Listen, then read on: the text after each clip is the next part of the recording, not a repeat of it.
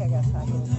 Eu vou chamar meu fotógrafo que é voluntário. Ô, a sua tá linda. Para poder tirar fotografia.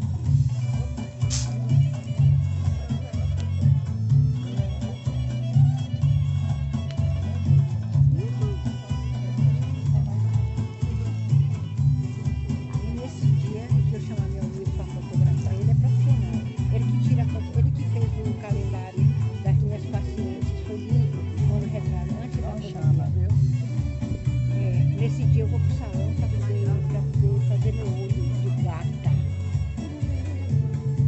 Ah, minha filha, no dia que você me vê de olho de gata, você não quer mais sair de Jesus. É, né? Fica traz ele pra fazer.